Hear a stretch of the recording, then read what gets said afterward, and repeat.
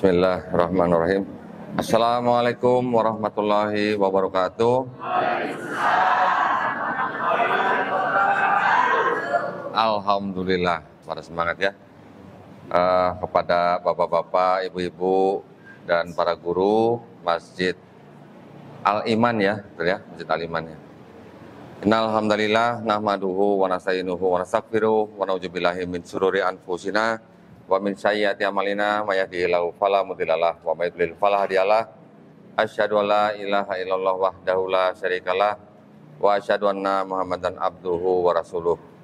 Allahumma sholli wa sallim wa barik ala sayyidina Muhammadin wa ala alihi wa sahbihi ajmain.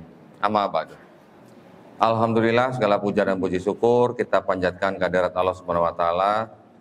Salawat dan salam semoga selalu tercurah bagi junjungan kita Nabi Muhammad sallallahu alaihi wasallam.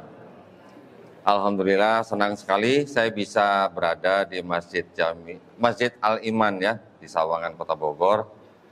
Sebenarnya ada beberapa hal yang saya kurang nyaman sebenarnya di sini. Saya tidak terbiasa duduk lebih tinggi daripada orang lain. Jadi, apalagi ada bapak-bapak guru-guru saya di belakang saya nih ya. Tetapi katanya karena alasan supaya kelihatan katanya. Jadi terpaksa saya duduk di atas ya, mohon maaf ya Bapak Ibu ya sekalian ya. Yang kedua, saya sebenarnya juga kurang nyaman kalau ada tulisan UST itu, Ustadz itu ya. Masya Allah, sebenarnya saya belum pantas disebut Ustadz lah. Saya hanya pembelajar saja. Baik, Alhamdulillah pada hari ini kita masih diberikan nikmat sehat dan terutama nikmat Islam.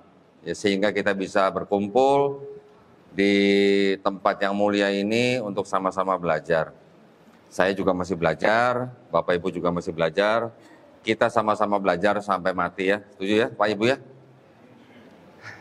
Alhamdulillah saya diberikan topik konsep ketuhanan agama samawi katanya. Baik, sebelumnya mungkin saya perkenalan dulu ya. Nama saya di YouTube itu Dondi Tan. Ya. Tan itu adalah marga. Ya. Kalau bahasa Cina yang daerah, dialek daerah, marga itu disebut se. Jadi kalau saya dibilang Dondi setan. Gitu. Tapi bukan seton ya. Saya seorang mantan kafir, alhamdulillah. Karena saya pernah dikafirkan oleh orang tua saya. Ya. Sekarang setelah saya menjadi muslim, saya tahu dulu waktu saya lahir ternyata saya juga muslim, sama seperti Bapak Ibu di sini. Lahir ya, muslim ya. Tetapi saya dikafirkan oleh orang tua saya karena saya menjadi Kristen atau Nasrani. Tetapi alhamdulillah saya akhirnya mengenal Islam, saya akhirnya menerima Islam dan saya akhirnya memeluk Islam. Tetapi sebenarnya saya tidak pindah agama ke Islam sebenarnya. Saya sebenarnya ternyata kembali ke fitrah saya sebagai manusia, sebagai seorang muslim. Nah, muslim adalah orang yang berserah diri kepada sang penciptanya. Jadi setiap bayi yang lahir sebenarnya muslim. Dia menjadi Yahudi, Nasrani, Majusi karena orang tuanya ya. Alhamdulillah saya juga sangat bersyukur dipilih dan diberikan hidayah oleh Allah Subhanahu wa taala. Jadi memang yang namanya hidayah itu hak prerogatif Allah Subhanahu wa taala ya. Allah Subhanahu wa taala kalau mau menjadikan semua manusia ini muslim di seluruh bumi bisa kan? Bisa. Tetapi enggak, kenapa kok ada prosesnya begitu ya? Itu tidak lain tidak bukan adalah supaya kita selalu berdakwah dan bersyukur menjadi seorang muslim. Alhamdulillah.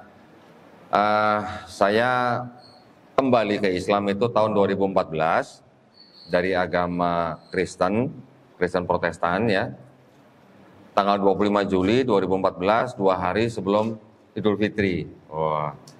Jadi pas begitu masuk ke Islam langsung Idul Fitri. Waduh, rasanya bagaimana gitu ya, senang sekali ya. Tapi saya waktu itu mau berpuasa selama 1 bulan harus nunggu 1 tahun lagi gitu. Tapi alhamdulillah semua berjalan dengan lancar. Saya juga bisa belajar dari banyak orang.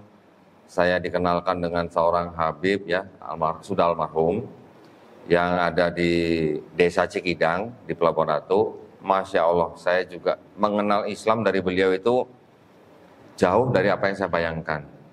Karena orang di luar Islam, Pak, mengenal Islam, itu kalau kita nggak masuk ke dalamnya, kita nggak akan tahu persisnya seperti apa gitu.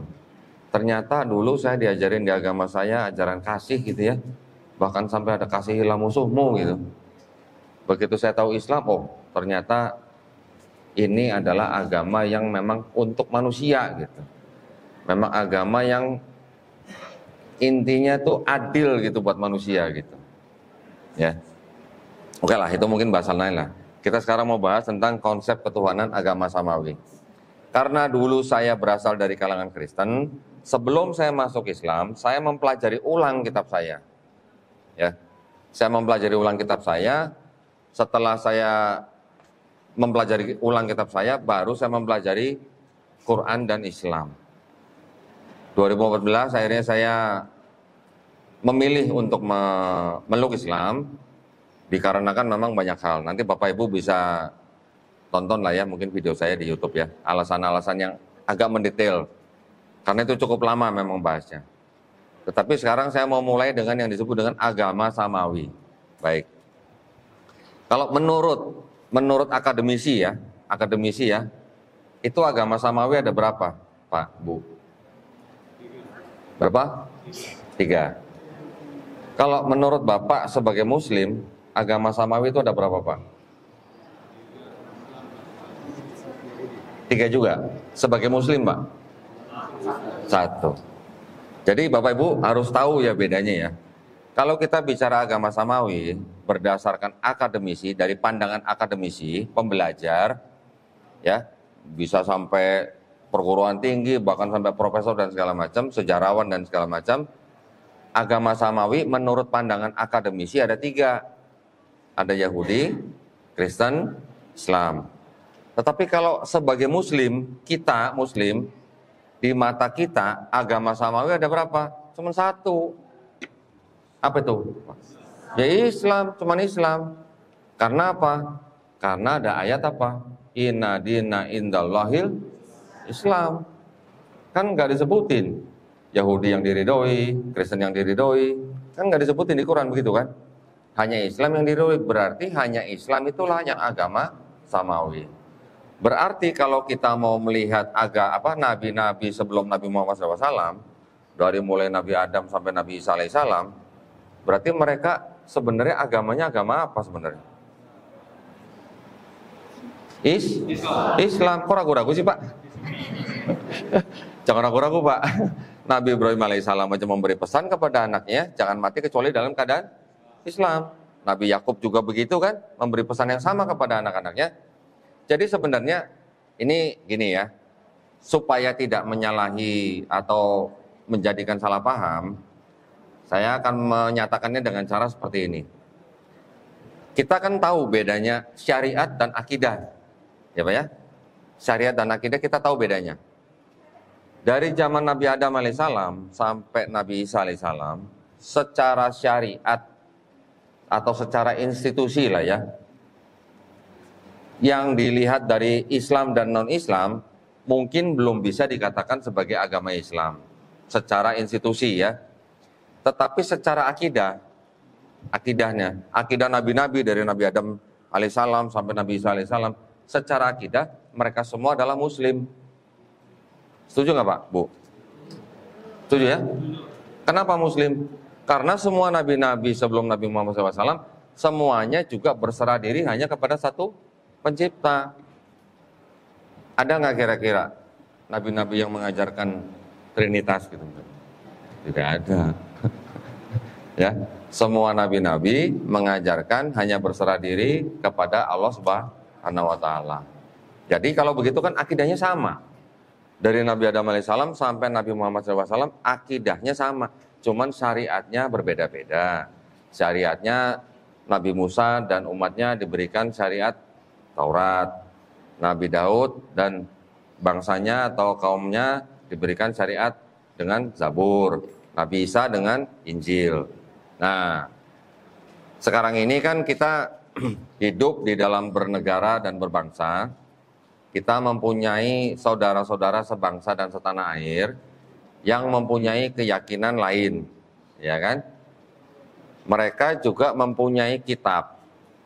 Kitab mereka ada yang tertulis kitab Taurat, Zabur, Injil. Nanti di lain versi kitab mereka ada tertulis kitab suci Injil. Nanti di versi yang lebih luas lagi disebutnya Alkitab. Nah, kita sebagai umat Islam memandang kitab-kitab saudara kita yang sebangsa dan setanah air itu kan istilahnya sama dengan istilah yang ada di dalam Quran. Ya kan? Di dalam Quran juga ada istilah Taurat, Zabur, Injil. Betul. Kebanyakan umat Islam di Indonesia dengan melihat kitab-kitab saudara-saudara kita yang lain itu kan pasti akan berpikir, oh berarti itu Taurat, Zabur, Injil yang dimaksud oleh Quran. Begitu ya pikiran kita ya. Tetapi apakah benar demikian? Nah, ini yang mungkin bapak-bapak, ibu-ibu belum pernah dengar nih. Saya, karena saya udah pelajarin isinya apa, siapa yang nulis, kapan ditulis, kapan dibukukan, sekarang saya berani bilang bahwa Taurat, Zabur, Injil yang disebutkan di dalam Quran itu adalah wahyu-wahyu yang diturunkan oleh Subhanahu wa taala kepada nabi dan rasulnya untuk Bani Israel pada zaman itu. Kira-kira setuju semua? Setuju Pak? Setuju ya? Di Quran memang disebutkan kitab Taurat, kitab Zabur, kitab Injil. Betul? Tetapi kata kitab itu sendiri di dalam Quran itu artinya nggak cuma satu. Artinya banyak gitu. Kata kitab artinya bisa wahyu yang dibukukan, bisa juga berarti hukum, ya, bisa juga ketetapan, bisa juga perintah. Tergantung dari konteks ayat-ayat yang di dalam Quran. Pertanyaannya, apakah Nabi Musa alaihissalam menulis mushaf atau gulungan kitab Taurat? Nah, pertanyaan itu. Ada yang tahu? Hah? Tidak. Secara spesifik yang disebut dengan mushaf atau yang kita kenal dengan mushaf Quran, ya, zaman dulu, zaman Nabi Musa alaihissalam mungkin belum berbentuk buku seperti yang kita lihat. Bentuknya adalah gulungan-gulungan. Apakah Nabi Musa sendiri yang menulis kitab Taurat? Ya, tidak. Apakah Nabi Daud alaihissalam menuliskan sendiri mushaf Zabur? Juga tidak.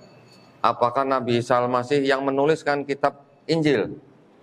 Juga tidak. Nah, karena tadi saya bilang wahyu itu apa? Wahyu itu adalah pesan atau pengetahuan yang diberikan Allah Subhanahu wa taala kepada utusannya yang langsung masuk ke dalam kolbu sang utusan. Jadi apa yang diucapkan utusan itu kepada umatnya atau kepada kaumnya, itulah wahyu yang diajarkan kepada Bani Israel. Taurat, Zabur, Injil ditujukan khusus hanya untuk Bani Israel. Setuju ya Pak ya, Ibu ya? Setuju. Nah, pertanyaannya berarti lanjut nih.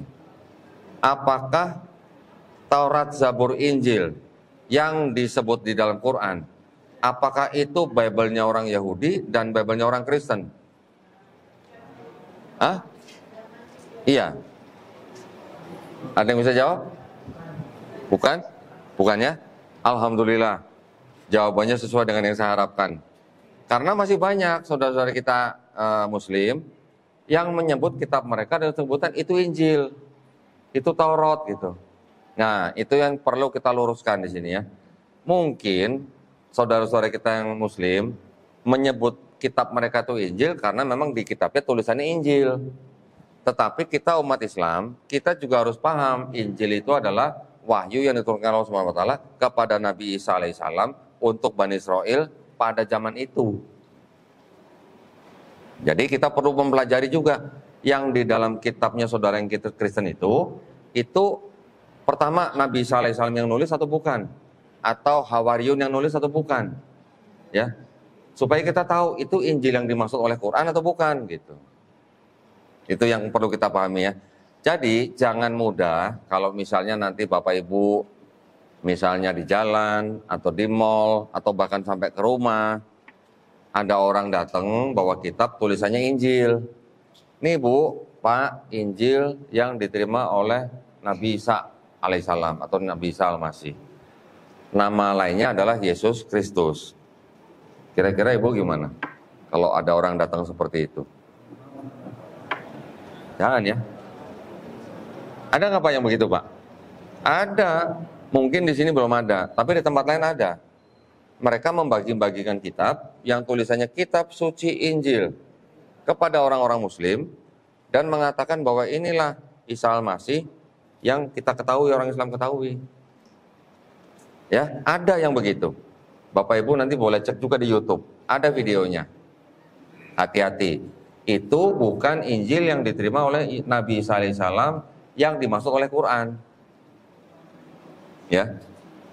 Jadi kalau misalnya kita baca nih di Quran surat Maryam ayat 30 ya kalau nggak salah ya, yang dikatakan ketika Siti Maryam ibunda daripada Nabi Isa alaihissalam menunjuk anaknya ketika ibundanya dituduh berzina oleh kaum Yahudi. Siti Maryam tidak mau bicara, dia hanya menunjuk kepada anaknya yang masih di dalam ayunan atau di dalam gendongan. Anaknya atau Nabi Isa alaihissalam ini yang berbicara membela ibunya kepada kaumnya, kaum Yahudi, bahwa aku adalah hamba utusan Allah dan aku diberikan kitab Injil. Begitu kan narasinya ya dalam terjemahannya. Berarti apakah Nabi Isa alaihissalam yang masih menjadi bayi di gendongan ibunya itu menerima buku yang dari langit? Bukan gitu ya maksudnya ya, bukan gitu. Jadi maksudnya Nabi Isa alaihissalam itu menerima kitab Injil, dalam ayat itu konteksnya adalah Nabi Isa alaihissalam diberikan wahyu yang bernama Injil dari Allah Subhanahu wa taala yang akan ditujukan kepada Bani Israel pada zaman selama masa beliau hidup. Jadi kalau nabinya sudah nggak ada, wahyunya kemana? Ya ngikut gitu ya dengan nabinya ya. Ikut dengan nabinya pada waktu beliau misalnya diangkat atau wafat begitu. Jadi kalau ada yang bertanya, kalau kamu bilang Bible-nya Yahudi dan Bible-nya Kristen ini bukan Taurat, Zabur, Injil yang dimaksud oleh Quran, terus mana Taurat, Zabur, Injil yang asli? Kalau kita ditanya begitu, jawabnya gimana? Ya ngikut sama nabinya. Orang yang menerima wahyu nabi-nabi itu gitu. Gitu ya pemahamannya. Masih banyak saudara-saudara kita yang muslim terjebak dengan istilah-istilah itu. Jadi dianggapnya bahwa kitabnya orang Kristen itu adalah Taurat, Zabur, Injil yang dimaksud Quran. Jadi kalau ada misionaris-misionaris yang membawa kitab-kitab mereka ditunjukkan kepada umat Islam, ditunjukkan istilah-istilah yang sama dengan kita, jangan mudah percaya, gitu ya. Itulah mengapa saya tergabung di dalam sebuah yayasan, yaitu Yayasan Pembina Mu'alaf At-Tauhid yang berpusat di Surabaya. Yayasan kami selain membina para mu'alaf, kami juga melakukan yang disebut dengan perang pemikiran. Perang pemikiran kami tujukan kepada saudara-saudara kita yang berlainan keyakinan, khususnya yang dari kekristenan, di dalam hal dialektika atau dialog ya dengan mereka, supaya tujuannya apa? Supaya umat Islam, Bapak Ibu sekalian, dan anak-anak kita, dan saudara kita, dan teman-teman kita terbentengi akidahnya, ya, dari upaya-upaya apa? Pemurtatan. Masih ada nggak sih? Emang benar masih ada upaya pemurtatan dari orang Kristen? Masih ada nggak sih Pak? Masih ada? Masih banyak. Kalau sudah nggak ada, saya nggak mungkin dakwah tentang kristologi Pak. Buat apa gitu ya? Karena dakwah ini memang dakwah yang boleh dibilang istilahnya dakwah yang bersinggungan dengan keyakinan orang lain. Kita juga sebenarnya tidak mau gitu loh ngomongin keyakinan orang lain gitu ya. Kalau boleh dibilang nggak ada gunanya. Tapi karena saudara-saudara kita banyak dimurtatin, ya, banyak yang dimurtadkan dengan modus-modus tertentu, mau nggak mau kan kita harus membentengi akidah umat kita gitu loh. Ya, kalau tidak dengan ceramah di depan jamaah seperti ini, ya kita melakukan di media sosial supaya umat Islam yang menonton bisa paham agamanya, paham istilah-istilahnya, paham terminologinya, paham akidahnya, sehingga lebih kuat imannya di dalam Islam. Itulah tujuan kami sebenarnya ya. Jadi memang ilmu kristologi ini mungkin buat Bapak Ibu ini mungkin masih dianggap mungkin sebagian tabu. Karena buat apa kita mempelajari kitab orang, Quran aja kita belum hafal gitu ya. Ngapain kita belajar kitab orang? Memang betul, mempelajari kristologi itu bukan fardu ain, cukup fardu kifayah. Yang sudah mempelajari ya monggo, tetapi kalau yang belum mempelajari dan Islamnya masih pas-pasan, jangan, mending jangan ya. Kita perdalam Qur'annya, kita perdalam Islamnya supaya iman kita kuat, akidah kita kuat, dan kita terhindar dari fitnah dan juga kemurtatan. Ya. Nah, saya lanjutkan lagi tadi. Sekarang yang disebut dengan agama samawi itu apa? Agama samawi itu dianggap agama dari langit. Gitu. Kalau dibilang agama dari langit, berarti agama yang dianggapnya mendapat wahyu dari langit. Gitu. Mendapat wahyu dari langit itu istilahnya adalah mendapatkan wahyu daripada Tuhan Sang Pencipta. Ya. Nah, di dalam kaitannya dengan kitab-kitab saudara-saudara kita yang lain, ini sebenarnya ada dua. Yang pertama kitabnya orang Yahudi, yang kedua kitabnya orang Kristen. Oke. Kitabnya orang Yahudi itu disebut dengan Tanakh. Tanakh itu tulisannya T-A-N-A-K-H, disebut Tanakh. Tanakh itu adalah singkatan dari Torah atau yang kita kenal dengan Taurat. Kemudian Nevi'im, Nevi, Nabi, Nevi, kitab Nabi-Nabi. Ketuvim adalah tulisan-tulisan orang-orang bijak, termasuk tulisan nabi-nabi tersebut. Taurat yang di dalam kitab orang Yahudi itu apa? Ada 5 kitab buku. 5 kitab yang disebut dengan 5 kitab Musa. Yaitu apa? Kejadian, Keluaran, Imamat, Bilangan, Ulangan. Ya, itu nama-nama kitabnya. Ada dalam bahasa Ibraninya. Nevi'im itu adalah kitab yang menceritakan tentang nabi-nabi. Dibagi 2, ada nabi-nabi besar, nabi-nabi kecil. Nabi-nabi besar itu ada yang namanya Yesaya, Yehezkiel, Yeremia. Kemudian nabi-nabi kecil itu ada yang Hagai, Habakuk, Maleaki, Zakaria, dan sebagainya. Nama-nama nabi yang tadi saya sebut di dalam Islam, sebagian ada, sebagian tidak ada. Tidak disebut maksudnya ya. Tetapi Islam kita juga mengetahui atau memahami bahwa ada sekitar 124.000 nabi yang diutus kepada umat manusia dan 315 rasul, betul ya? Kemudian kumpulan kitab-kitab selanjutnya adalah Ketuvim. Ketuvim adalah tulisan-tulisan orang bijak, termasuk tulisan-tulisan yang dianggap ditulis oleh nabi. Salah satu diantaranya adalah yang disebut dengan kitab Mazmur. Nah, Mazmur di Islam kita kenal dengan istilah Zabur, ya. Jadi di kitabnya orang Yahudi ada 3 bagian kitab-kitab, Taurat, Nevi'im, Ketuvim, ketiganya dijadikan satu, disebut dengan Tanakh. Nah, ya. Tanakh ini kira-kira disusun abad ke-5 sebelum Masehi. Ya.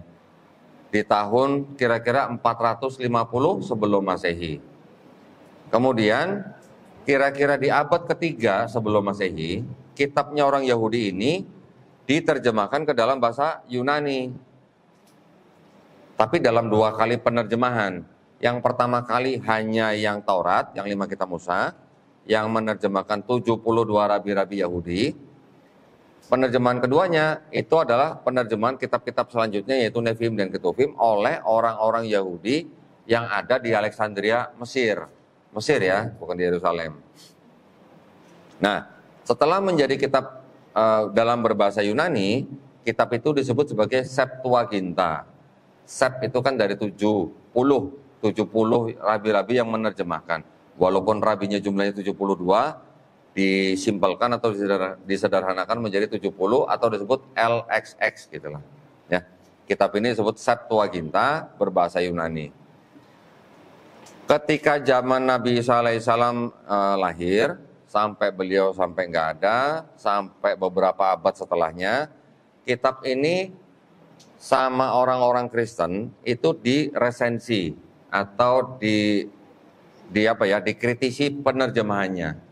Jadi penerjemahannya berubah sehingga kitab ini seolah-olah berbicara mengenai Nabi Isa atau Yesus yang ada di dalam Perjanjian Baru. Perjanjian Baru ini adalah kitabnya orang Kristen. Jadi ada Septuaginta, ada Perjanjian Baru. Septuaginta penerjemahan dari kitabnya orang Yahudi, Perjanjian Baru tulisan orang-orang Kristen. Kedua kitab ini dijadikan satu. Nah, inilah Bible-nya orang Kristen.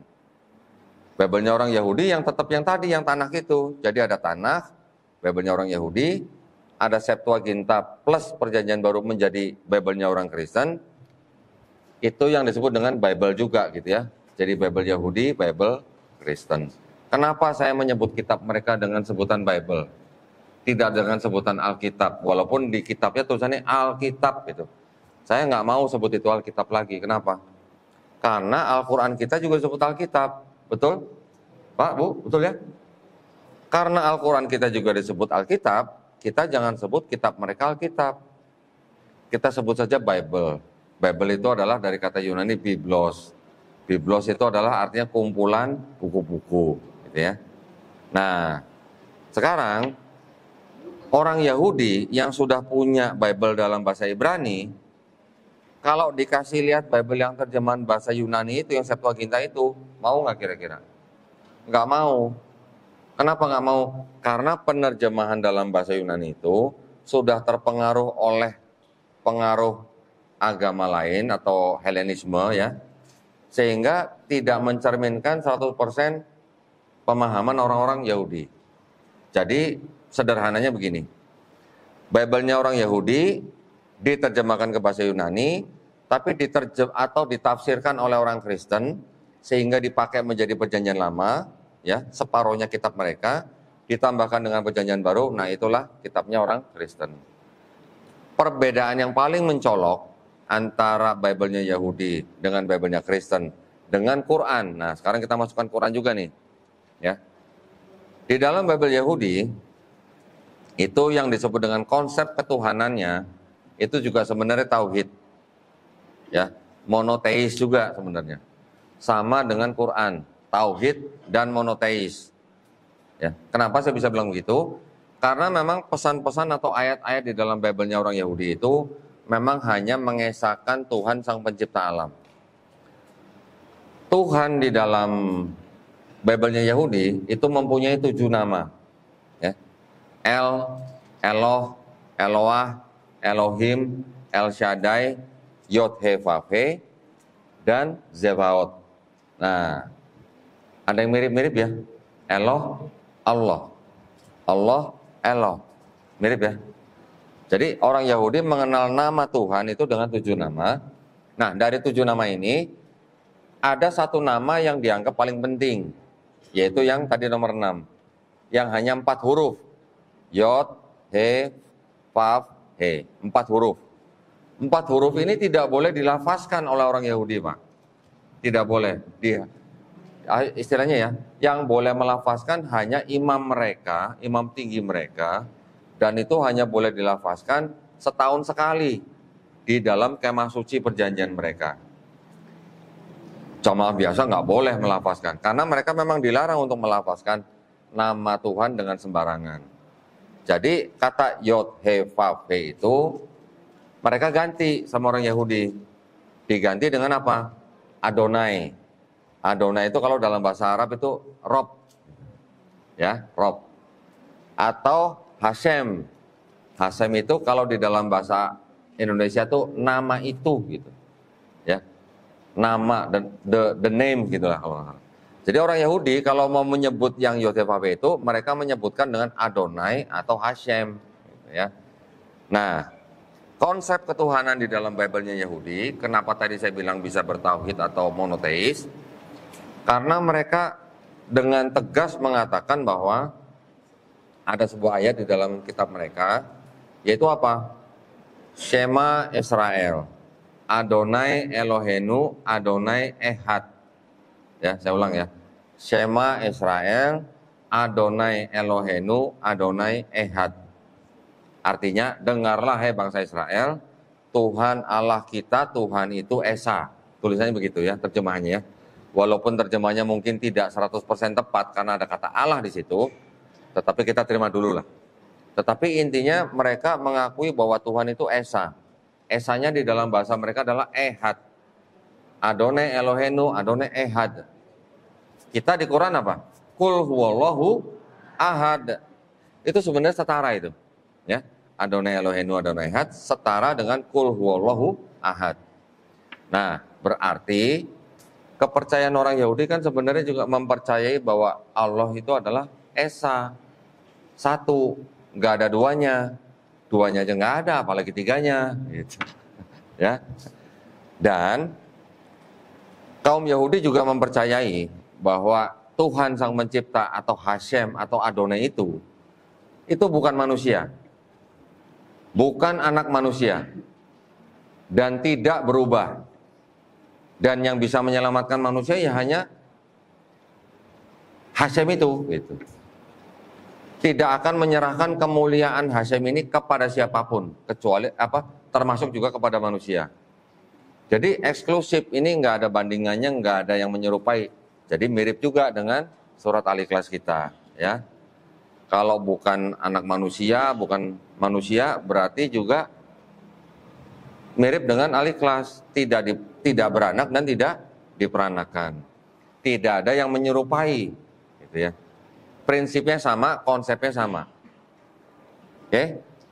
Ketika masuk ke dalam agama Kristen juga mengaku juga sebagai agama monoteis, mengakunya, ya. Akademisi juga menganggapnya Kristen juga monoteis atau tauhid, menganggapnya. Tetapi, nah, di dalam konsep ketuhanan Kristen itu ada sebuah konsep di mana Tuhan yang Maha Esa itu bisa jadi manusia. Nah, berarti apa? Menjadi makhluk, ya kan? Makhluk, tapi menurut mereka rohnya adalah roh Tuhan itu sendiri. Jadi disebutnya istilah itu dengan apa? Inkarnasi, gitu ya. Ini yang menjadi cikal bakal perbedaan antara Yahudi dan Islam. Oke? Karena di dalam Islam, di dalam Yahudi tidak kenal konsep yang namanya Tuhan bisa jadi makhluk, gitu. Satu itu. Kemudian yang kedua, di dalam Kristen konsep ketuhanannya juga mengenal yang namanya pribadi. Kita di dalam Islam juga mengenal yang namanya pribadi. Pribadi Allah kita sebut sebagai apa? Zat, ya. Zat itu adalah pribadi atau essence atau persons dalam bahasa Inggrisnya. Jadi zat itu adalah, ya, kita bisa bilang pribadi daripada Allah Subhanahu wa taala. Tetapi bedanya pribadi yang dikenal oleh Islam dan Yahudi ini ya satu, cuma tunggal gitu. Tidak ada pribadi-pribadi yang lain gitu. Tetapi kalau di Kristen, Tuhan yang Esa ini menurut Kristen mempunyai pribadinya berapa? 3, ya. Yang disebut dengan Bapa, Putra atau Firman, dan Roh Kudus, ya. Jadi ada 3 pribadi dalam satu Tuhan. Ini adalah konsepnya saudara kita yang Kristen. Kita harus hargain, ya. Keyakinan orang lain kita tetap harus hargain, ya Bapak Ibu, ya. Karena kita hidup di negara yang mengakui 6 agama, kita harus menghargai keyakinan orang lain. Karena setiap warga negara Indonesia dilindungi haknya oleh negara untuk memeluk dan menjalankan agama dan keyakinannya masing-masing. Tetapi yang kita sekarang sedang bicarakan ini adalah kita melihat perbedaannya. Kita melihat perbedaannya bukan berarti kita harus membenci pemeluknya, bukan. Tidak boleh kita membenci orang yang tidak memusuhi kita. Tidak boleh kita memerangi orang yang tidak memerangi kita, gitu ya. Tetapi apa gunanya kita mengetahui konsep ketuhanan mereka? Supaya kalau misalnya nanti rumah kita diketok-ketok, selamat sore Pak, Bu, kita mau memberikan kabar baik, gitu. Nah, itu mulai hati-hati, ya. Kalau ada yang mau memberikan kabar baik, kabar keselamatan, nah itu hati-hati. Jadi kalau kita udah tahu konsep ketuhanan mereka dulu, otomatis kita tidak mudah dimurtadkan. Kalau mau nyumbang beras ya terima berasnya, konsepnya jangan gitu, silakan, terima kasih gitu. Gitu caranya, ya. Tetapi bukan berarti kalau kita sudah disumbang beras kita dengerin aja terus mereka sampai berjam-jam, sampai akhirnya kita menerima konsep yang mereka, kita menjadi ragu, kita tergelincir, nauzubillah min dzalik, sampai kita murtad, ya. Jangan sampai. Nah, itu tujuan kita gitu, ya. Baik, saya lanjutkan lagi. Berarti tadi Yahudi, Islam, tauhid, monoteis. Pribadinya satu. Ya. Orang Yahudi, ya, pemuka-pemuka agama Yahudi, itu kalau ditanya Tuhan yang disembah orang Yahudi itu sama nggak dengan Tuhan yang disembah oleh Islam? Mereka mengakui sama, ya. Mereka mengakui sama. Saya pernah podcast dengan seorang rabi Yahudi, namanya Rabi Tovia Singer. Beliau pernah tinggal di Indonesia kurang lebih 4-5 tahun, ya, memberikan pelajaran kepada saudara-saudara kita yang memeluk agama Yahudi, ya jumlahnya sedikit. Saya tanya kepada beliau, apakah Tuhannya orang Yahudi dengan Tuhannya orang Islam itu sama? Dia berani katakan sama. Karena apa? Karena orang Yahudi dan Muslim sama-sama apa? La ilaha illallah. Kata dia loh ya, bukan kata saya loh. Kata dia loh. Jadi dia mengakui, bahkan rabi-rabi yang jauh sebelum dia, itu juga mengakui bahwa Tuhan yang disembah oleh orang Yahudi dan Tuhan yang disembah oleh orang Muslim itu sama. Salah seorang rabi Yahudi yang di zaman-zaman pertengahan, ya sebelum pertengahan malah, nama populernya itu disebut dengan Rambam, Rambam ya. Namanya itu disebut dengan Maimonides. Rabi ini mengatakan begini, bahwa Ismailite itu sebutan untuk orang-orang Arab, keturunan Ismail, gitu ya. Bahwa orang-orang Ismailite itu sudah menghapuskan yang namanya berhala dari mulut dan hati mereka. Oke? Karena pada zaman sebelum Fatu Mekah kan, Ka'bah kan dikelilingi oleh patung-patung berhala kan. Jadi Rabi ini mengatakan bahwa orang-orang Ismailite atau keturunan Ismail itu sudah lama membuang penyembahan berhala dari mulut dan hati mereka. Mereka menyembah Tuhan yang sama, yaitu Tuhannya Abraham, Ismail, Ishak. Ya, ini kata Rabi Yahudi zaman-zaman dulu, sebelum zaman pertengahan. Sampai Rabi yang sekarang juga mengakui Tuhan yang disembah oleh orang Yahudi itu sama dengan Tuhan yang disembah oleh Muslim. Bagaimana dengan yang Kristen? Nah, ini ya. Ini saya mau bacakan pendapatnya nih. Orang Yahudi, rabi-rabi Yahudi mengatakan bahwa Kristen itu adalah avodah zarah. Avodah zarah dalam bahasa Ibraninya artinya adalah penyembah asing. Penyembah asing artinya tidak ada konsep itu di dalam keyakinan orang Yahudi. Sampai akhirnya saya tanya kepada Rabi itu, maksudnya penyembah asing itu apakah menyembah berhala? Iya. Siapa berhalanya? Ya Yesus itu yang mereka sembah. Gitu. Jadi karena saudara kita yang Kristen menyembah Yesus sebagai Tuhan, orang Yahudi memandang itu sebagai penyembah berhala karena berhalanya manusia. Ya. Kalau orang Kristen kan bilangnya Yesus itu Tuhan yang menjadi manusia gitu kan. Apapun, mau Tuhan jadi manusia atau manusia yang dituhankan, menurut Yahudi itu adalah penyembah berhala. Islam bagaimana? Memandang itu sebagai perbuatan syirik gitu. Ya. Bedanya di sini nih, konsep ketuhanannya nih antara Yahudi, Kristen dan Islam. Terus kalau konsep keselamatannya gimana? Apakah sama gitu ya? Konsep keselamatannya. Kalau Yahudi dan Islam sama. Kita hidup, bahkan saya pernah dengar Rabi Tovia Singer itu ngomong begini. Kalau ada orang Yahudi, ada orang Kristen, ada orang Islam, sama-sama mau naik pesawat, ceritanya mau dari Jakarta ke Medan misalnya, ya. Kalau ditanya, kalian pasti sampai Medan nggak? Ya. Kalau orang Kristen dengan konsep keselamatannya, mereka akan bilang saya pasti sampai Medan gitu. Karena di keyakinan mereka dijanjikan pasti masuk surga gitu. Karena apa? Karena dosanya sudah ditebus. Ada yang nebus gitu dosanya, Pak.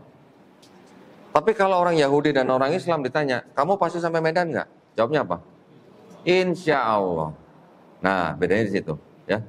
Orang Yahudi dan orang Islam mempunyai konsep yang sama di dalam hal keselamatan. Mereka tidak berani mendahului kehendak Allah. Kita mempunyai amalan-amalan memang, betul ya. Kita mempunyai amalan-amalan yang mungkin amalan itu diberitahukan oleh Nabi Muhammad SAW bisa menghapus dosa kita misalnya.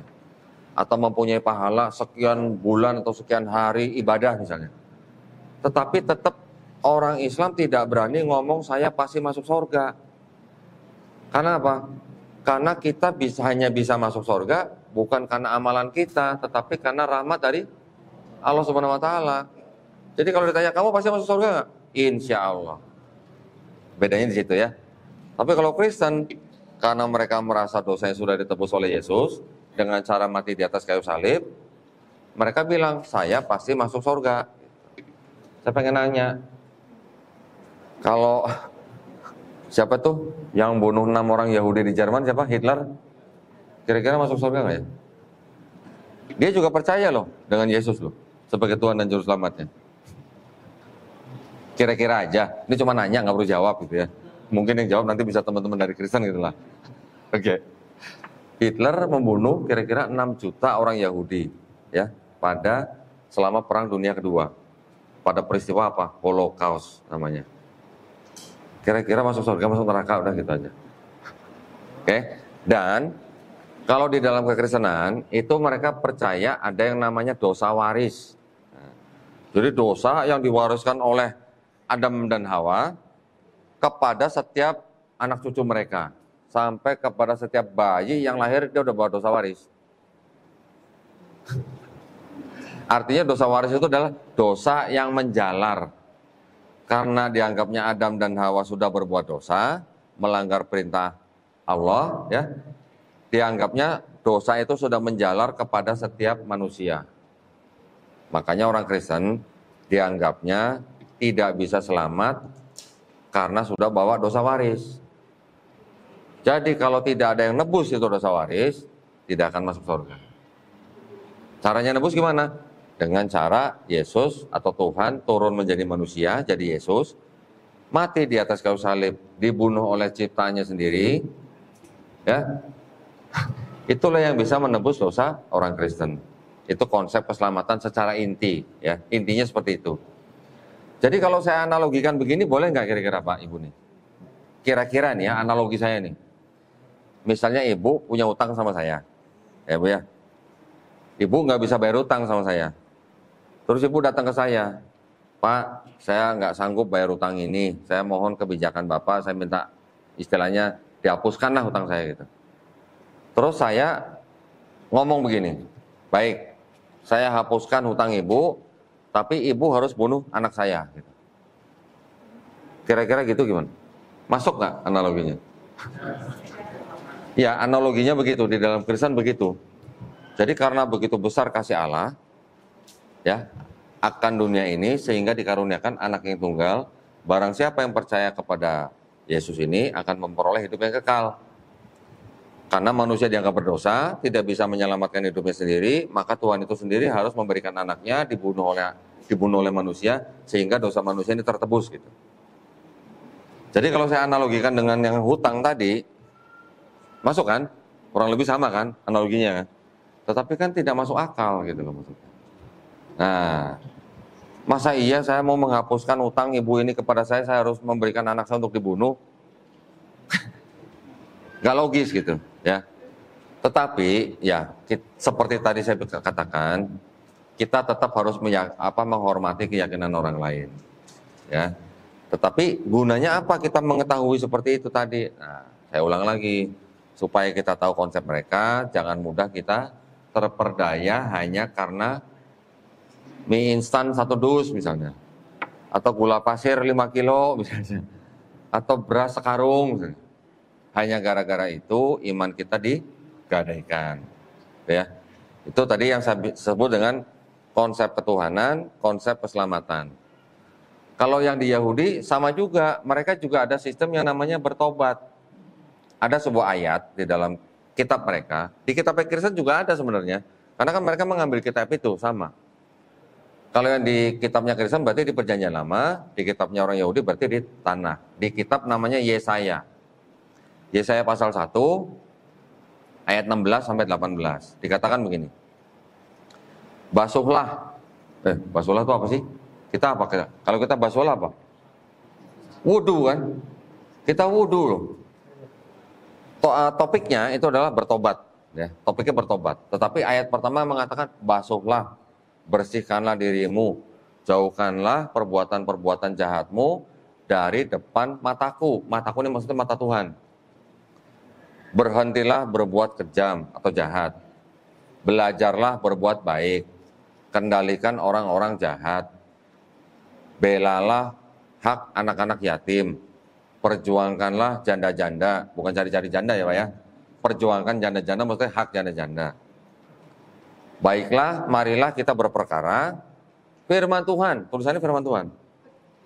Jikalau dosamu merah seperti kirmisi, akan putih seperti salju. Jikalau dosamu merah seperti kain kesumba, akan putih seperti bulu domba. Kira-kira artinya apa sih? Kalau dosa sudah merah, bisa diputihkan, berarti kan diampunin kalau orang bertobat. Betul kan ya? Jikalau dosamu merah seperti kain kesumba, akan putih seperti bulu domba. Berarti itu kan artinya dosa yang maksimal seperti apa, bisa diampuni menjadi 0 atau putih gitu kan. Itu konsep bertobat di dalam agama Yahudi. Kita bagaimana? Sama kan? Kita juga konsepnya bertobat ya Tat ya. Bertobat, berhenti melakukan perbuatan-perbuatan yang dilarang, ya kan? Berbuat baik, membela anak-anak yatim, memperjuangkan hak janda-janda, kurang lebih sama gitu loh. Mengendalikan orang-orang jahat, berarti kan amar ma'ruf, nahi mungkar, gitu ya. Konsepnya sama, tetapi yang di Kristen kan beda sendiri nih. Ya kan? Karena mereka sudah berdosa, dosanya juga karena dosa waris. Yang berdosa siapa, kita yang kena getahnya, gitu kata mereka. Terus mereka tidak bisa selamat, hanya bisa selamat dengan cara ditebus dosanya oleh Yesus dengan cara mati di atas kayu salib. Nah, sekarang saya cuma mau mengajak Bapak Ibu berpikir nih ya, sedikit ya berpikir. Konsepnya kan tadi orang Kristen tidak bisa selamat kalau tidak percaya Yesus sebagai Tuhan dan Juru Selamat yang sudah mati di atas kayu salib menebus dosa mereka, gitu ya. Berarti kalau yang menyalib Yesus itu berjasa apa berdosa kira-kira? Hah? Apa? Berjasa apa berdosa? Berjasa dan berdosa. Ceritanya membunuh, tapi untuk menebus dosa. Berjasa apa berdosa? Berjasa. Berjasa. Hah? Berdosa. Lah kalau nggak dibunuh, nggak disalib, nggak ketebus dosanya. Enggak, Yesusnya disalib untuk mati supaya dosa manusia ditebus gitu. Iya. Jadi berjasa apa berdosa? Berjasa. Enggak, kita pakai logika aja, akal sehat aja. Kalau ada orang yang harus mati di atas kayu salib untuk menebus dosa seluruh manusia, yang membunuh orang itu berarti berjasa apa berdosa? Kok beda-beda? Berjasa apa berdosa? Berjasa. Nah, yang menyalibkan Yesus adalah diceritakan tentara-tentara Romawi. Tentara Romawi disuruh oleh gubernur Romawi yang namanya Pontius Pilatus. Pontius Pilatus bisa menyuruh menyalibkan Yesus karena dituntut oleh orang-orang Yahudi juga. Namanya istilahnya kelompok imam-imam Yahudi. Imam-imam Yahudi bisa mendapatkan Yesus karena yang diserap melalui muridnya Yesus yang namanya Yudas Iskariot. Yudas Iskariot bisa menyerahkan Yesus kepada imam-imam Yahudi karena dibisiki iblis. Ada ceritanya tuh di Bible, ya. Di Bible ada kisahnya. Iblis membisiki Yudas, Yudas berkhianat menyerahkan Yesus ke imam Yahudi, imam Yahudi menyerahkan kepada Pontius Pilatus minta untuk disalib, Pontius Pilatus minta atau memerintahkan tentara Romawi untuk menyalib Yesus. Kalau Yesus mati untuk menebus dosa manusia, berarti yang menyalib, yang memerintahkan, yang menyerahkan, yang menuntut, yang membisiki berjasa apa berdosa? Berarti iblis berjasa. Kalau iblis berjasa, iblis masuk surga, masuk neraka. Ini permainan logika ya. Ini hanya untuk mengasah logika kita aja gitu. Mau gitu satu surga sama iblis gitu? Atau gimana? Ya. Nah iya, jadi kan konsepnya berarti kan ada sesuatu yang, paham ya maksud saya? Tapi kalau Islam dan Yahudi kan simple. Ya, kita hidup, betul manusia adalah tempatnya salah. Manusia adalah tempatnya dosa. Tetapi manusia juga diberikan kesempatan untuk bertobat. ya. Dan Allah Subhanahu wa taala sebagai pencipta manusia, bumi dan langit bisa mudah mengampuni. Karena apa? Karena Allah Subhanahu wa taala Maha Pengampun. Ya kan?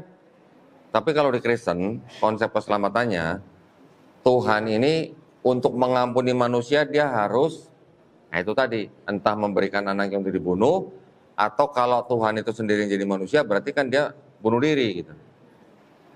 Konsepnya gitu ya. Jadi Yahudi juga begitu. Di dalam Yahudi tadi jelas kan saya bacain ayatnya, bahwa jikalau dosamu merah seperti kirmisi, bisa putih seperti salju.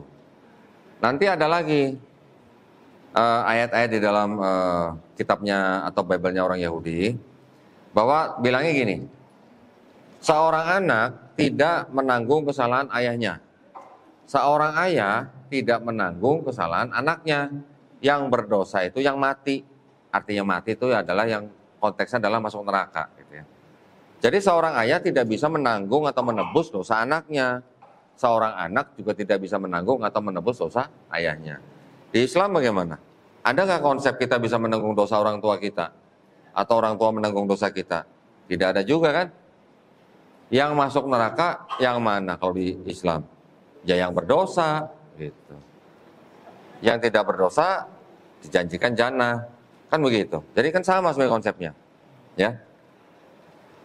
Nah, kalau di Kristen sudah tadi saya sudah jelasin duluan. Jadi Bapak Ibu kan sudah tahu tadi konsepnya. Mereka hanya bisa masuk surga karena sudah ditebus dosanya oleh Yesus.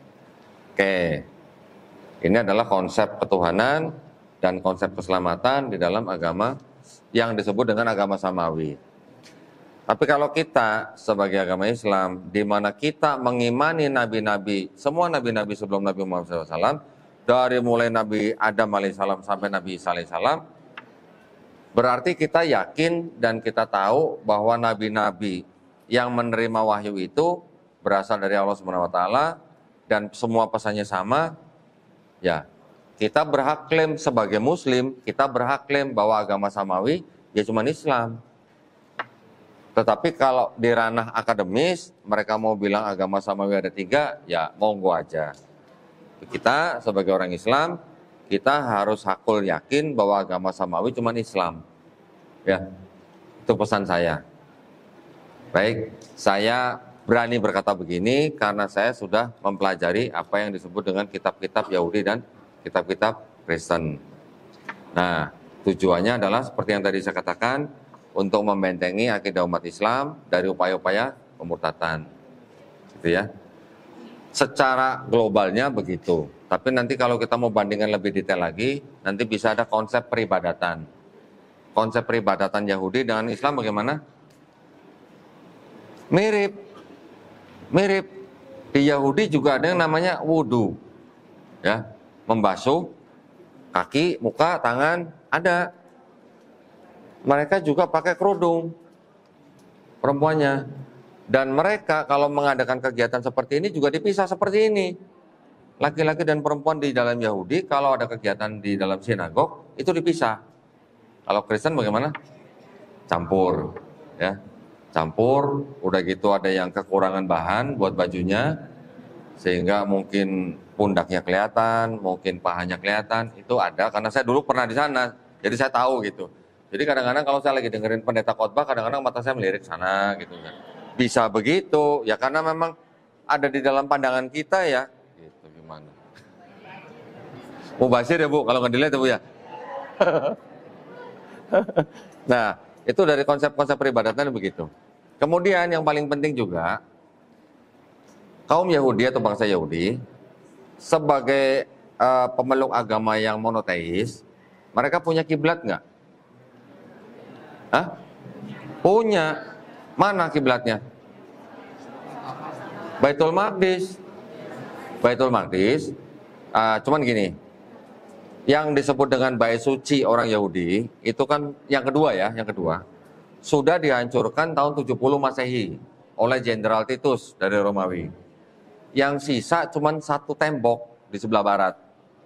Disebut sebagai tembok ratapan gitu. Jadi orang Yahudi kalau beribadat di situ, mereka menghadap tembok sambil ngangguk-ngangguk begini, baca ayat gitu.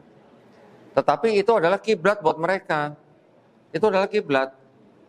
Islam juga dulu kiblatnya ke Baitul Maqdis kan Pak, ya kan? Setelah Nabi istilahnya ngerengkek gitu kalau Subhanahu wa taala, akhirnya dikabulkan, pindah kiblat ke Ka'bah, Masjidil Haram kan. Islam juga punya kiblat, Yahudi punya kiblat, Kristen punya kiblat nggak? Nggak ada. Kalau mereka bilang kiblat kita langsung ke Tuhan gitu misalnya. Nah, tapi kalau kiblat kan bukan dalam arti Tuhan itu sendiri. Kiblat itu kan adalah arah untuk persatuan. Itu perbedaannya dalam peribadatan ya. Nah, jadi terus gini lagi. Yahudi boleh nggak makan babi? Nggak boleh. Mereka malah lebih ketat Pak daripada kita Pak. Ya, lebih ketat dari kita loh orang Yahudi itu. Makanan yang boleh mereka makan itu disebut dengan makanan yang kosher atau yang halal gitu ya. Kalau kita bilang halal, mereka sebutnya kosher. Babi haram, haram. Udah jelas sih kita mereka haram gitu. Islam haram. Tetapi sebenarnya mereka lebih ketat daripada aturan haram halal di dalam Islam. Ya.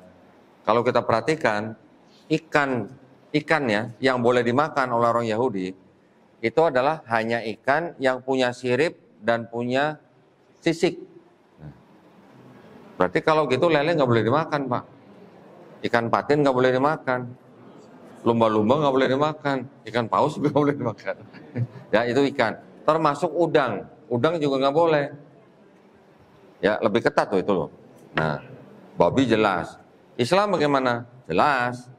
Babi haram. Kristen gimana kabarnya? Karena separuh kitab mereka punya Yahudi, di kitab yang lamanya mereka ada tulisan juga haram babinya. Tetapi di perjanjian barunya, kitabnya orang Kristen, semua makanan halal. Sebutnya hanya semua makanan ya. Mereka nggak tulis babi halal, nggak ada tulis babi halal nggak tertulis. Tapi hanya berdasarkan semua makanan halal. Tapi kan pertanyaannya babi itu makanan apa bukan gitu.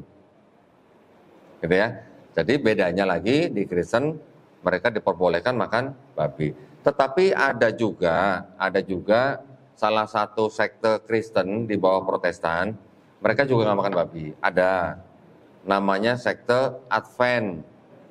Nah, gereja Advent tidak makan babi, tidak minum alkohol, bahkan tidak minum kopi atau teh gitu. Dan Advent ini beribadatnya sama dengan Yahudi, hari Sabtu, Sabat gitu bilangnya. Ya.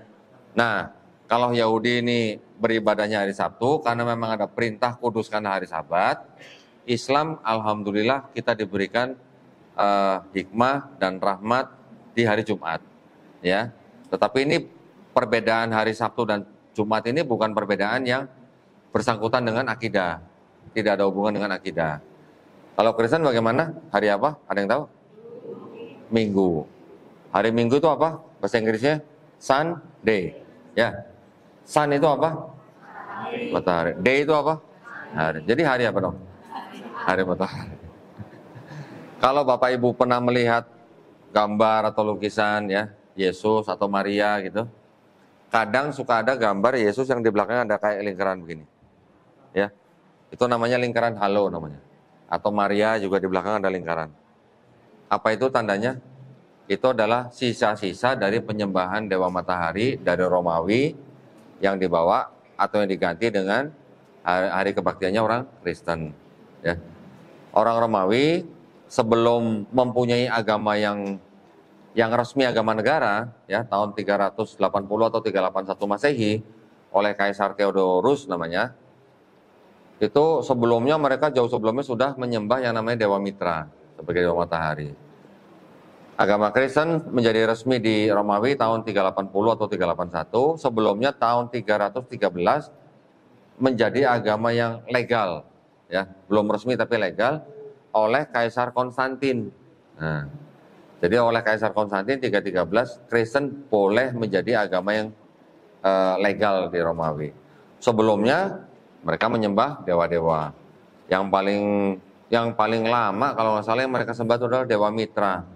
Mitra itu adalah dewa yang berasal dari Persia. Jadi seolah-olah Dewa Mitra itu adalah oleh-oleh dari Alexander the Great, Alexander Agung. Alexander Agung dari Yunani ini kan menguasai banyak bangsa-bangsa di sekitar Mediterania itu kan, termasuk Persia. Karena penguasaan itu, karena penguasaan itu makanya dewa mitra dari Persia dibawa ke Eropa menjadi dewanya bangsa Romawi. Oke ya, nanti ada lagi, sebenarnya masih banyak detail-detail yang bisa saya beberkan. Kenapa Kristen kok menyembah Tuhan yang punya pribadi 3? Wah, itu juga ada kisahnya lagi. Tetapi pada intinya sekarang Bapak Ibu mudah-mudahan sudah paham bahwa kita sebagai Muslim yang disebut agama samawi ya cuma Islam. Kalau pihak atau kalangan akademisi melihat samawi itu adalah Yahudi, Kristen, Islam, ya monggo. Itu bukan ranah kita, itu bukan ranah kita sebagai orang Islam. Ya. Baik, kalau begitu saya mengucapkan alhamdulillah dan juga terima kasih kepada Bapak Ibu sekalian yang ada di Masjid Al-Iman Sawangan Bogor ini. Jazakumullah khairan katsiran. Semoga apa yang saya sampaikan pada hari ini tidak sia-sia, bermanfaat buat kita semua ya. Dan juga akidah kita semuanya bisa terbentengi dan kita bisa terhindar dari fitnah dan upaya-upaya pemurtadan. Baik, kalau begitu sekali lagi saya ucapkan terima kasih atas perhatiannya. Mudah-mudahan Allah Subhanahu wa taala melindungi dan merahmati kita semua. Akhir kata, wabillahi taufiq wal hidayah. Wassalamualaikum warahmatullahi wabarakatuh.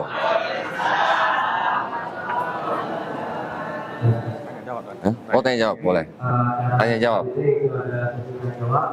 Untuk jamaah perempuan dan laki-laki yang ingin bertanya silakan dikasih pertanyaan, sementara untuk perempuan 2 dan laki-laki 2 dulu. Silakan yang ingin bertanya. Baik, silakan.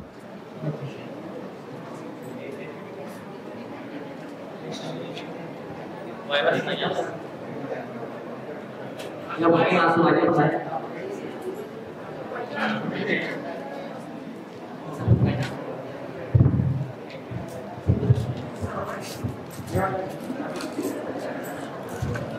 Tat, ini air saya, Tat. Air saya? Iya, Pak. Oh iya.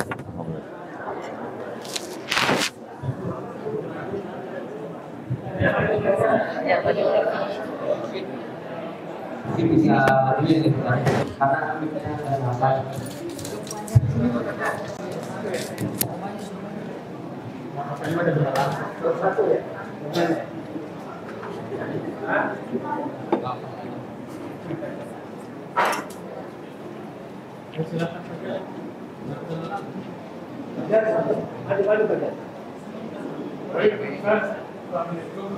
Waalaikumsalam warahmatullahi wabarakatuh.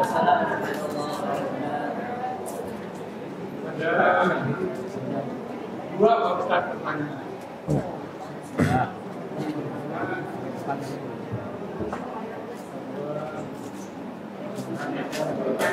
Tiga Pak Ustaz ya. Jadi kalau Yesus itu yang itu berdasar Pak Ustaz ya. Kalau Adam itu tidak makan 20 hari ada di hari Pak Ustaz. Setan juga berdasar.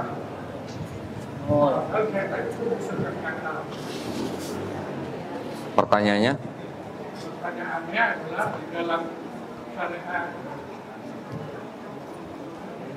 Kristen, konon Pak Ustaz, kalau dikonfirmasi dalam syariat Kristen itu banyaklah berdoa. Dalam konsep Al-Quran banyaklah berzikir. Itu juga beda Pak Ustaz. Tolong diklarifikasi. Yang terakhir, dari beberapa pengalaman kami menonton YouTube, orang yang pindah agama itu mendapatkan cobaan yang besar, yang berat. Pak Ustaz Dodi belum menjelaskan apa itu ya, pengalaman spiritual yang berat itu begitu masuk Islam. Itu aja Pak sebenarnya. Baik. Mengenai yang pertama tadi ya, kalau iblis tidak menggoda Nabi Adam alaihissalam, maka kita tidak ada di sini, gitu ya. Kita nih kan, berarti iblis juga berjasa, gitu kan. Sekarang Adam itu menebus dosa manusia nggak? Tidak. Nah terus tidak bisa dibandingkan apple to apple dengan konteks yang penebusan dosa. Hah? Berjasa? Iya berjasa, tetapi kalau kita berdosa kan kita masih bisa diampunin. Tidak perlu kita harus membunuh orang. Nah, berjasanya berjasa dalam hal kita memang ditakdirkan hidup menjadi manusia, kemudian kita juga diberikan ujian, kita juga diberikan perintah dan larangan, kita bisa menjalani itu semua, insya Allah kita diselamatkan. Tetapi kalau dibilang iblisnya berjasa atau tidak, Adamnya kan bukan penebus dosa seperti Yesus, fungsinya beda gitu. Masih ada bedanya gitu di situ. Ya. Kemudian yang kedua tadi kalau dikatakan Kristen banyak berdoa, Muslim banyak berzikir. Yang ditanya apanya? Ya kalau dikatakan begitu bisa juga ada benarnya. Di dalam gereja juga dihimbau umat Kristen untuk banyak berdoa, betul. Kita juga diperintahkan untuk banyak berzikir, ya betul juga. Gitu. Sebenarnya tidak ada kaitannya itu Pak, sebenarnya. Tidak ada kaitan dengan akidah itu. Ya. Yang ketiga tadi Bapak nanya mengenai ujian atau cobaan saya. Sebenarnya bukan hanya mu'alaf Pak, bukan hanya mu'alaf. Setiap manusia Pak, itu adalah ujian. Setiap nafas yang kita ambil, itu juga adalah ujian. Kita pada waktu sehat, itu juga ujian. Kita pada waktu sakit, juga ujian. Kita pada waktu miskin, itu juga ujian. Kita pada waktu kaya, juga ujian. Jadi semua keadaan yang kita alami itu sebenarnya ujian Pak.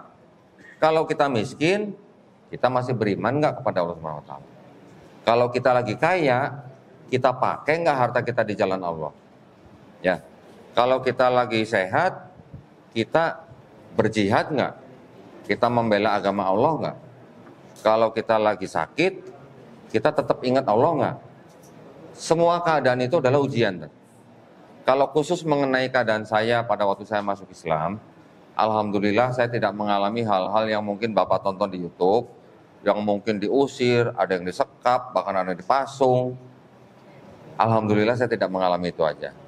Saya hanya harus berpisah dengan istri saya dan ketiga anak saya, karena mereka saya ajak masuk ke dalam Islam, mereka tidak mau ikut. Tetapi alhamdulillah anak saya yang paling kecil masuk Islam. Alhamdulillah saya sudah menikah lagi, saya bawa muslimah. Ya mungkin itu juga dianggap sebagai ujian juga, tetapi bukan seperti yang kita dengar atau kita tonton yang disekap, dibuang dan segala macam. Tidak seperti itu Pak. Mudah-mudahan menjawab Pak ya. Yang lain silakan. Ya. Silakan Pak Febri, dipersilakan. Ya, terima kasih. Saya ada 2 pertanyaan. Ya, satu. Pertanyaan yang pertama, tadi menarik waktu pas Pak Ustadz, maaf saya panggil Ustadz ya, menyampaikan tentang bahwa di luar Islam itu dianggap kafir. Pertanyaannya adalah, apakah orang-orang yang di luar Islam itu, saudara-saudara kita di luar Islam itu bisa dianggap kafir? Itu satu. Yang kedua, bagaimana nasib-nasib orang-orang bule, orang-orang Eropa itu yang dakwah itu tuh belum nyampe kepada mereka? Apakah mereka bisa dianggap juga sebagai orang kafir begitu? Sedangkan kalau kita melihat dari kehidupan keseharian mereka, kita terkadang khususnya orang-orang Eropa, seperti kejadian anaknya adanya Ridwan Kamil ketika mereka mendapatkan jasad anaknya Ridwan Kamil itu, ketika mereka mau diberikan upeti, dia menolaknya itu. Tapi kalau kita, jangankan upeti, sendal aja di dalam masjid itu bisa hilang. Di luar masjid Pak? Itu sendal di dalam masjid itu di luar masjid bisa hilang. Iya. Tapi mereka diberikan hadiah 1 M, dia nggak mau ngambil Pak. Iya. Itu. Ya. 2 itu. Yang pertama, di luar Islam apakah disebut kafir? Nah iya Ustaz. Jelas kan? Jelas. Kalau di luar Islam ya kafir. Tetapi kan gini loh. Ini mohon maaf Pak ya. Waktu saya dulu masih kafir, ketika saya disebut kafir, saya marah. Karena di dalam bayangan saya, kata kafir itu dipikir saya nggak punya Tuhan gitu. Disamakan dengan ateis gitu. Dulu waktu saya masih kafir. Tetapi ternyata kan kata kafir itu sebenarnya kata yang halus sebenarnya. Kata yang lembut sebenarnya. Artinya kan hanya menutup diri daripada yang disampaikan Rasulullah. Jadi kalau yang Bapak tanya tadi di luar Islam itu kafir, bukan ya kafir, karena mereka belum mengenal Islam, belum menerima Islam gitu. Tapi mereka nggak mau dikatakan kafir, Pak. Nah, ya kan itu hak mereka, Pak. Saya juga dulu nggak mau dikatakan kafir, karena mereka belum tahu artinya kafir gitu. Mereka pikir kata kafir itu ateis, atau mungkin yang sudah pasti masuk neraka. Ya, walaupun memang iya, tetapi saya juga dulu dikatakan kafir, saya marah. Saya pikir kafir itu ateis, nggak bertuhan gitu. Pada waktu saya masih Kristen kan saya percaya ada Tuhan. Cuman Tuhan yang saya sembah ini, nah gitu kan. Jadi saya marah dulu, memang begitu Pak. Tapi kalau Bapak tadi tanya lagi, terus bagaimana dengan orang-orang yang di luar Islam yang seperti tadi Bapak bilang yang bisa dikatakan orang baik gitu ya. Nggak cuman boleh aja Pak. Jadi mungkin malah lebih spesifik kita bisa ngomong begini. Bagaimana kalau ada kaum yang terpencil yang tidak pernah mendengar Islam? Nah kan bisa begitu Pak. Kalau tentang Bapak bilang tentang orang-orang bule yang baik, yang tidak mau menerima uang, bahkan yang bagi-bagi duit Pak. Ya. Sekarang banyak di YouTube. Orang bule bukan muslim, bagi-bagi duit, nggak kecil Pak duitnya Pak. Bisa ribuan dolar gitu. Intinya kan begini. Setiap apa yang dilakukan orang di dunia ini, kalau dia muslim, dia dapat pahalanya di dunia dan akhirat. Tapi kalau dia bukan muslim, dia dapat pahala nggak? Dapat. Tapi di mana? Jadi bumi aja gitu. Dapat balasannya cuma di bumi gitu. Bedanya di situ Pak. Nah khusus untuk orang-orang yang belum mengenal Islam, insya Allah nanti ada pengadilan yang khusus Pak, penghisapan yang khusus. Ya, nanti kita bisa pelajari hadisnya lah. Jadi orang yang belum pernah mengenal Islam nanti penghisapannya juga khusus gitu. Pengadilannya khusus. Dia akan ditanya, apakah kamu menerima Allah Subhanahu wa taala sebagai Rabbmu? Kalau dia menerima insya Allah masuk jannah gitu. Mudah-mudahan menjawab pertanyaan Pak ya. Belum puas saya. Belum puas. Kata kafirnya itu. Ya, kata kafirnya itu. Karena menurut Bapak kata kafir itu apa Pak? Kalau menurut yang saya pelajari, kafir itu yang menduakan. Sedangkan yang non-muslimin katakanlah yang Yahudi maupun Nasrani, mereka itu juga Tuhan dalam bentuk keesaan juga itu mereka rasakan. Nah gitu. Kan kita ini kan hanya beda dalam segi syariatnya. Syariatnya kita itu rukun dan sujud, tapi mereka ke Tuhan juga. Mereka itu rukun dan sujudnya bukan seperti kita, ke Tuhan juga gitu. Oke, mungkin saya koreksi dikit Pak ya. Saya koreksi dikit. Kafir bukan yang menduakan Pak. Kalau yang menduakan itu syirik Pak. Itu yang saya maksud, kafir itu sebenarnya syirik itu. Kalau kafir itu dalam bentuk yang luas Pak, dalam bentuk yang banyak sekali. Ya. Keanekaragaman tingkah laku dan pola berpikir manusia itu dia kafir. Contoh dalam kita, sholat disengaja aja kafir. Sholat yang disengaja aja tidak mengerjakan sholat itu kafir. Nah, berbohong aja juga bisa munafik atau kafir begitu. Nah ini sebenarnya. Jadi perlu memang harus pembahasan yang lebih terhadap makna dan intisari daripada kafir. Karena kafir itu sebenarnya menutup. Dalam segi bahasa itu menutup. Cover. Kufur itu menutup. Berarti orang yang menutup itu berarti disebut kafir. Sedangkan yang disebut kafir dalam arti sesungguhnya itu adalah musyrik itu tidak ada ampunan. Karena dia menganggap dirinya Tuhan. Nah itu. Nah, yang dianggap dengan kafir pada zaman Nabi Muhammad SAW, termasuk orang Yahudi dan Nasrani, yang mereka tolak kan bukan Tuhannya Pak. Bukan masalah tentang percaya ada Tuhan atau tidak, tetapi kan risalah daripada Rasulullah juga mereka tolak Pak. Betul nggak? Iya. Nah, terus kemudian sebentar. Kitab-kitab yang sudah diturunkan itu kan sebenarnya dibenarkan oleh Quran. Quran membenarkan kitab-kitab yang sudah diturunkan kepada leluhur mereka. Tetapi pada saat mereka diminta untuk menerima risalah yang diterima oleh Nabi Muhammad SAW, kan mereka tolak. Nah itulah yang mereka menutup hati mereka menolak Rasulullah gitu. Itu juga disebut kafir Pak. Bukan tidak percaya kepada Allahnya, Ya. tetapi tidak mau menerima risalah yang diturunkan terakhir melalui Nabi Muhammad SAW.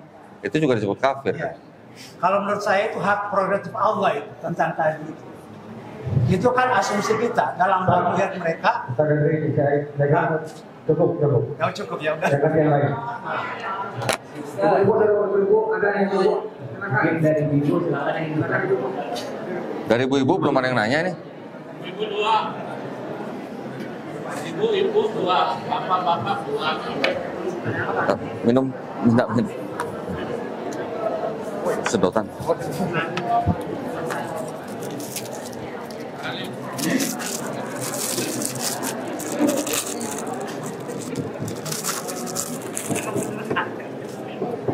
Dari ibu silakan. Ibu, silakan.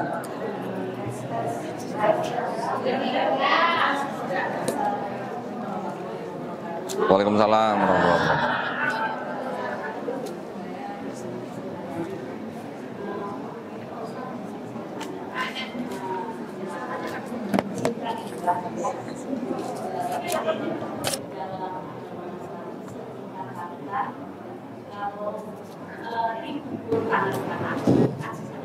Tampar pipi kanan, kasih pipi kiri. Oh itu ya. Iya. Assalamualaikum. Ada sebuah ajaran, nggak cuman itu sebenarnya. Ada lagi yang disebut dengan kasihilah musuhmu. Oke. Nanti ada lagi tampar pipi kanan, kasih pipi kiri. Nah itu adalah sebuah ayat-ayat memang yang di dalam perjanjian baru yang dianggap sebagai perkataan Yesus. Yang gini, pandangannya gini. Ajarannya kelihatannya bagus, ya, kelihatannya bagus. Tetapi karena mungkin sangat saking bagusnya, tidak bisa diterapkan dalam kehidupan sehari-hari. Itu yang menjadi masalah. Memang mungkin teman-teman Kristen mengatakan bahwa itu sebenarnya adalah kiasan gitu. Tapi juga tidak tepat juga gitu. Sekarang kalau dikatakan kasihilah musuhmu nih ya, kasihilah musuhmu. Gimana ya penerapannya ya?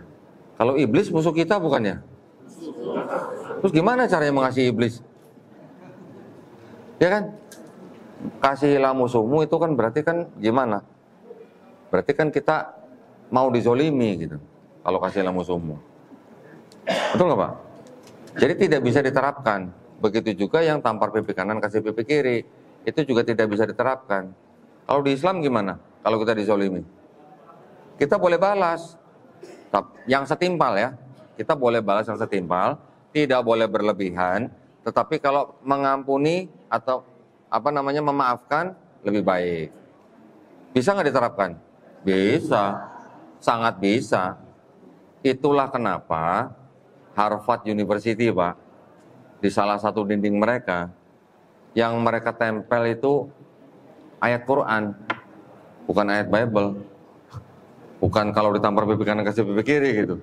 Tapi ayat Quran, yang pesannya kalau nggak salah kurang lebih, kalian yang menjadi penegak hukum harus menjalankan hukum dengan seamanah mungkin gitu. Sebaik mungkin. Jadi ajaran itu boleh dikatakan ya, kalau mereka bilang kiasan, tetapi mereka sendiri juga nggak akan bisa menerapkan gitu. Bahkan juga di pengadilan nggak ada acara kasihlah musuhmu atau tampar pipi kanan kasih pipi kiri, nggak ada. Di pengadilan pun nggak ada gitu ya. Satu poin lagi begini.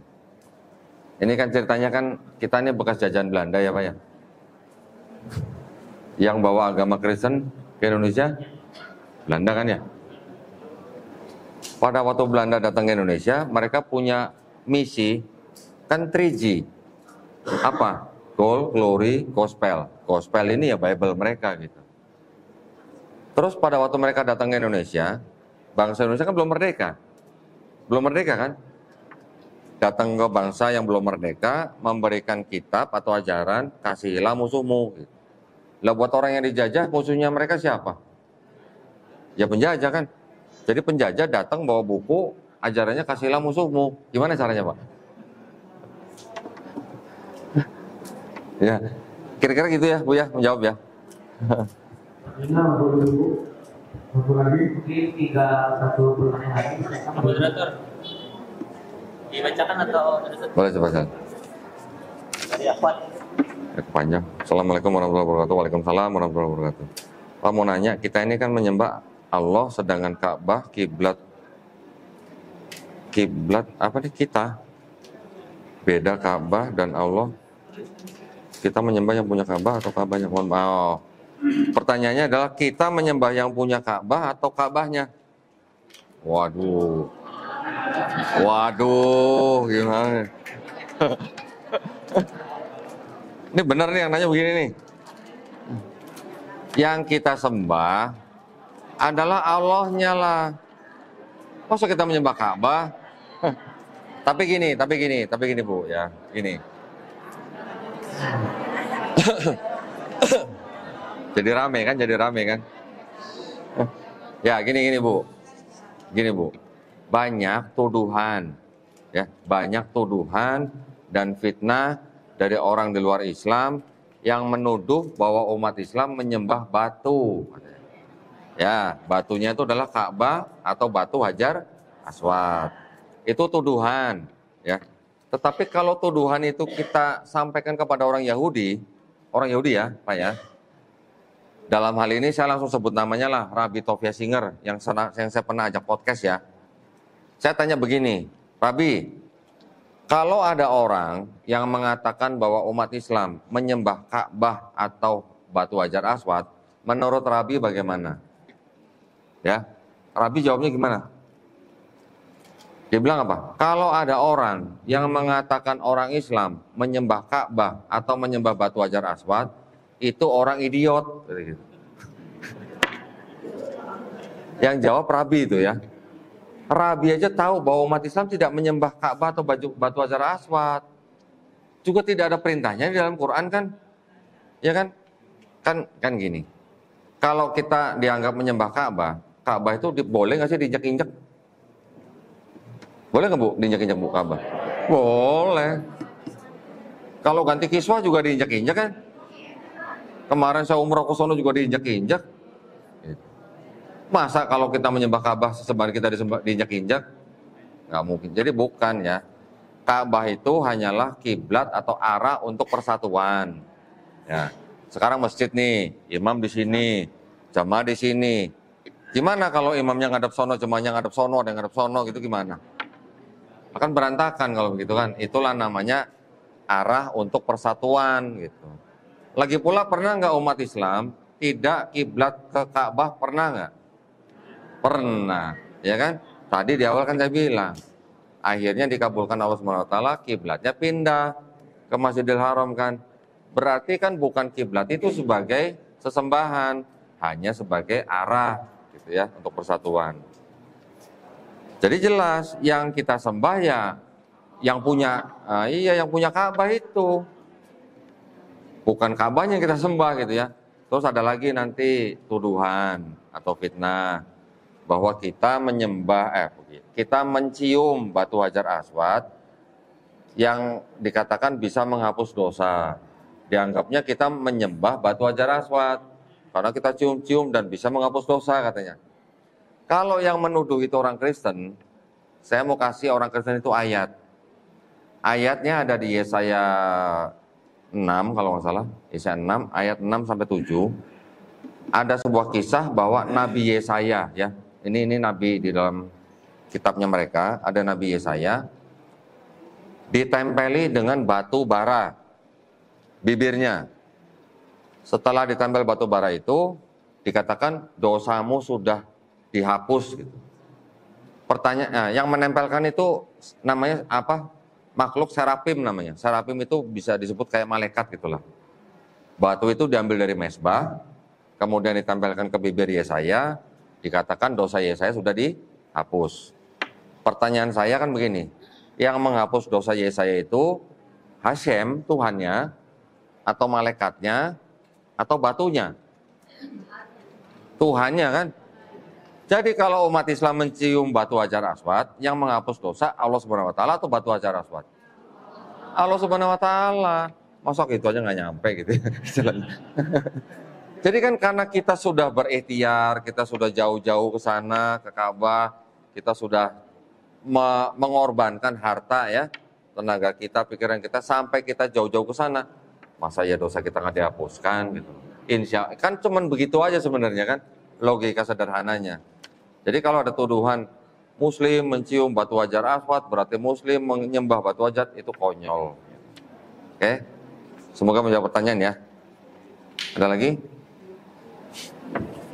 Ya, mungkin masih diberikan satu atau pertanyaan lagi, silakan yang bertanya. Dari sebelah kanan, saudara Musyafir. Bukan yang di depan.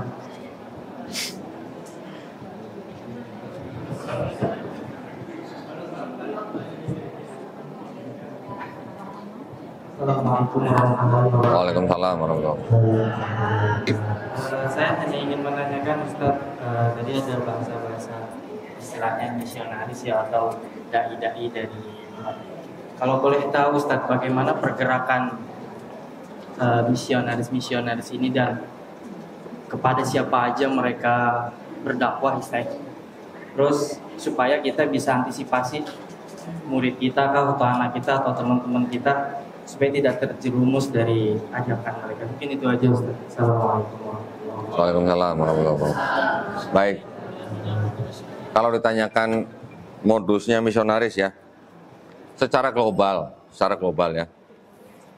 Misi daripada kristenisasi itu secara global itu dikenal di kalangan misionaris dengan sebutan kontekstualisasi C1 sampai C6.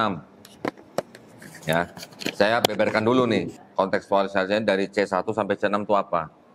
C1 itu mendirikan gereja di sebuah area, tapi kebaktiannya masih menggunakan bahasa asal. Jadi kalau misalnya dari Belanda kirim tim bangun gereja di suatu daerah, mereka masih menggunakan bahasa Belanda. Atau dari Inggris juga begitulah. Misalnya, C2 itu mereka membangun gereja di suatu tempat tapi sudah menggunakan bahasa lokal. Oke.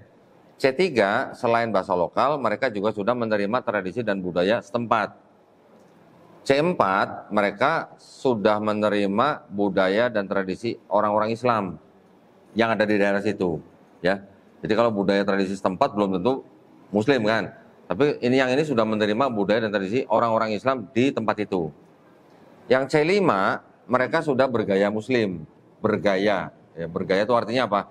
Menggunakan baju-baju Islami, pakai kopiah misalnya, memelihara jenggot misalnya. Di depan orang-orang Muslim, mereka mengaku tidak makan babi.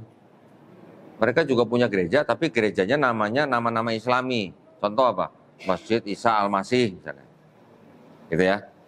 Tetapi ya mereka masih dibilang Kristen, tapi sudah seperti orang membaur dengan orang-orang Islam. Oke? Nanti kalau ada orang-orang Islam yang tertarik dengan mereka, atau misalnya diajak datang ke gereja mereka, nanti yang mereka buka Bible. Gitu. Oke? Itu C5. Kalau C6, ini udah misi penyamaran. Ya, sudah mission impossible. Artinya, dia sudah benar-benar mengaku Muslim, dia mungkin juga menjalankan Islam, hanya untuk mengelabui orang Islam, dia bekerja dan berkecimpung dalam kegiatan orang-orang Islam, tapi di dalam situ dia ada misi. Ya. Contoh yang paling gampang yang kita tahu, C6 di Indonesia, pernah dengar Snuk Hurgonya, Pak? Ada yang pernah dengar Snuk Hurgonya? Pada zaman penjajahan Belanda, nama Indonesianya Abdul Ghafur. Ya. Selama Belanda menjajah Indonesia, Aceh itu adalah daerah yang tidak pernah ditaklukkan oleh Belanda. Ya. Karena itulah Belanda pusat mengirim agen. Agennya adalah bernama Snuk Hurgonya.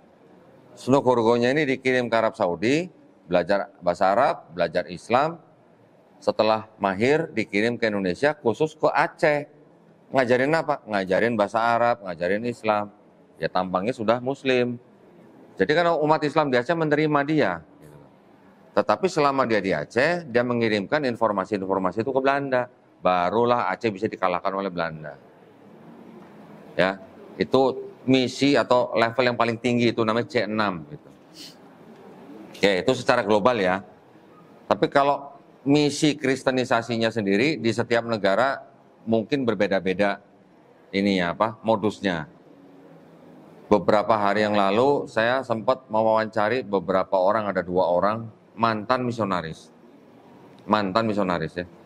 Jadi selama mereka masih kuliah di sekolah tinggi teologi, mereka sudah dikasih target harus bisa memurtadkan sekian orang gitu. Beda sekolah tinggi, beda target. Ada yang ngasih target 3 orang, ada yang ngasih target 12 orang, ada yang ngasih target 20 orang. Kalau nggak bisa bawa orang murtad ke dalam Kristen, nggak bisa diwisuda. Ada yang begitu. Tapi beda-beda ya STT-nya ya. Terus modusnya gimana? Modusnya yang mereka incar itu ya orang-orang Islam yang rajin sebenarnya.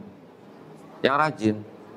Tapi mereka mendekatinya dengan sebuah batasan-batasan. Contoh, nanti mereka kalau ngobrol sama orang Islam yang rajin itu, mereka nggak boleh ngomongin Yesus.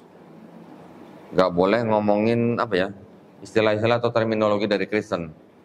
Jadi seolah-olah mereka tuh seperti orang yang di matanya orang Islam yang rajin ini seperti orang yang sedang ingin membaur gitulah. Jadi kalau waktunya sholat mereka akan menyuruh orang Islam itu sholat gitu. Tetap begitu. Ya. Jadi mereka seolah-olah menjadi orang yang taat juga gitu. Kalau mereka ketemu orang preman, nggak mau, ngapain mereka deketin orang preman suruh masuk Kristen. Orang di Islam aja begitu, apalagi di Kristen nanti gitu. Modusnya mereka begitu. Jadi yang mereka ambil adalah orang-orang yang taat juga gitu. Itu salah satunya. Yang kedua, yang mereka incer itu ya biasanya tokoh-tokoh yang di suatu desa yang berpengaruh. Itu juga didekati sama mereka. Karena kalau satu pemimpin sudah dapat, yang lain gampang gitu, ngikut gitu. Ya. Itu satu. Kedua. Yang ketiga, nanti begini. Ada juga misionaris-misionaris ini. Ini misionaris-misionaris ini ada yang dibayar, ada yang nggak dibayar loh ya. Ada yang tidak dibayar loh. Panggilan hidup katanya. Mereka memang mendedikasikan hidupnya untuk menjadi misionaris. Ada yang begitu. Jadi mereka setelah mereka bisa memurtadkan seseorang di suatu daerah, orang yang mereka murtadkan ini sama mereka dididik, diberi fasilitas. Bahkan kalau misalnya sampai dibangunkan gereja, mereka menjadi pengurus gereja itu gitu. Ya. Nanti jadi sistemnya seperti MLM gitu. Saya datang satu daerah baru, saya pasti diterima karena saya membawa dirinya dengan sangat baik kepada masyarakat Islam di situ. Dan umat Islam kan memang sudah diajarkan untuk menerima tamu, menjamu tamu, memuliakan tamu. Ya kan? Jadi kita mungkin nggak begitu banyak suzon gitu sama orang. Apalagi kalau penampilan saya baik dan kelakuan saya baik, pasti diterima. Apalagi kalau saya bagi-bagi sembako, lebih-lebih diterima. Malah ditunggu sama mama gitu kan. Nah, dengan menyusup, kemudian saya bisa memurtadkan salah seorang dari desa itu, orang itu akan dididik jadi misionaris juga. Sistemnya jadi kayak MLM, saya punya anak buah saya punya 2 anak buah, salah satu anak buah ini punya 2 anak buah lagi, jadi multiplikasi gitu. Dan itu terjadi. Bahkan kemarin saya dapat bocoran, seorang dosen di UIN ya, ternyata misionaris yang menyamar. KTP-nya Islam, keluarganya Islam, tapi ternyata misionaris yang menyamar. Nah, saya nggak boleh buka di sini, ya. Kira-kira gitu mas ya, modusnya. Jadi hati-hati. Nah, yang terakhir, saya mau cerita dari pengalaman saya sendiri ya. Saya dulu waktu masih di Kristen, setiap minggu saya datang ke kebaktian, saya diberikan 2 amplop. Amplop 1 untuk istilahnya infak, amplop 2 untuk pembangunan. Pembangunan apa? Pembangunan tempat ibadah yang besar. Ada yang tahu nggak IPSC atau apa yang di Sentul itu, yang di pinggir jalan tol tuh, besar sekali kan itu kan. Dulu namanya SICC, Convention Center lah, ya. Saya dulu di gereja itu, setiap minggu saya dikasih amplop 2, yang satu infak, yang satu pembangunan itu. Selama pembangunan itu, kita juga punya tim yang dikirim ke desa-desa di belakang lokasi itu. Ada 3 desa yang kita datangi gitu. Orang-orang desa yang di sekitar itu ya otomatis dikasih pekerjaan gitu loh, sebagai buruh atau tukang atau kenek untuk proyek itu kan. Selain itu juga kita buatin fasilitas air bersih, kita buatin puskesmas, kita bahkan buatin sekolah, gratis. Gratis loh, buat masing 3 desa waktu itu di situ. Orang-orang desa di situ bisa berobat gratis, dapat air bersih gratis, dapat kerjaan, anaknya bisa sekolah gratis. Terus habis itu kita ajak ke gereja, masuk gereja, bisa nolak. Nolaknya gimana caranya? Susah. Dikasih pinjaman lagi kalau ada yang butuh duit, dikasih pinjaman. Jadi dibuat berutang budi gitu Pak. Ya. Kalau udah utang budi, terus diajak ke gereja, gimana? Nolaknya gimana coba? Ya, padahal kegiatan-kegiatan seperti itu sebenarnya sudah dilarang oleh pemerintah. Ada aturannya. Surat keputusan bersama 2 menteri nomor 1 tahun 79, bab 3 pasal 4. Udah diatur, pensiaran agama dilarang dengan cara-cara sebagai berikut. Door to door, nggak boleh. Ya, membagi-bagikan pamflet, brosur, dan segala macam dan semacamnya. Memberikan bantuan dan semacamnya. Dengan cara-cara seperti itu dilarang. Nggak boleh. Nah, jadi kalau kita, di tempat lingkungan kita, ada orang-orang yang melakukan hal-hal seperti yang tadi saya ceritakan, bawa aja ke polsek, laporin. Ada hukumnya itu. Bisa dikenain sanksi itu. Ya. Mudah-mudahan menjawab pertanyaan ya. Siap. Tiga pertanyaan ini. Ya. Waalaikumsalam warahmatullahi wabarakatuh. Nah, ini bertanya Ustaz, tadi apa yang disampaikan dari nomor sampai nanti ada pertanyaan-pertanyaan yang dijawab Ustaz. Pertanyaan saya sangat sederhana Ustaz. Apa referensi Ustaz, buku Ustaz yang bisa, maksudnya saya bisa saya baca? Baik.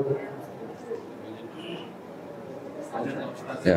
Ini sanksi sebuah saat ini kan Palestina lagi di ini bagaimana kita kedua Zionis Israel dengan Yahudi itu beda. Terima kasih. Assalamualaikum warahmatullahi wabarakatuh. Baik. Wah, kalau yang pertanyaan terakhir itu jawabannya panjang gitu tuh. Saya harus menceritakan dari sejarah awalnya.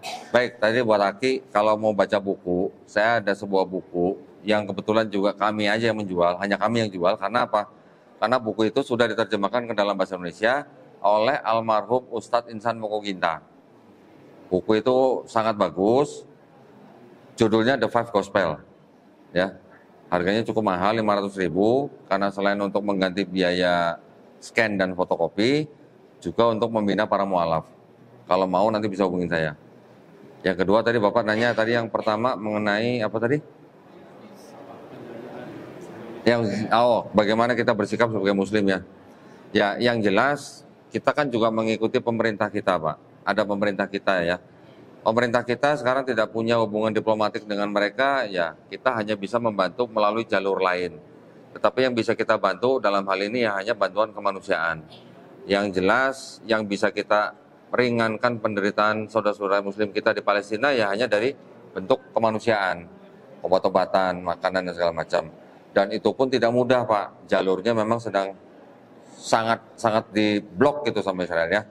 Saya sama teman-teman juga lagi cari cara nih Pak, bagaimana caranya kita sampai sana.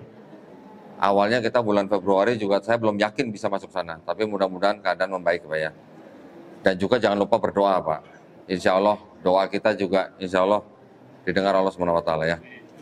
Yang terakhir Zionis, saya jawab secara global aja Pak ya. Jadi di dalam Yahudi sendiri itu ada 2 kelompok Pak, yang setuju dengan Zionis, ada yang tidak setuju dengan Zionis. Ya. Jadi jangan kita menganggap bahwa Yahudi itu semuanya Zionis, bukan.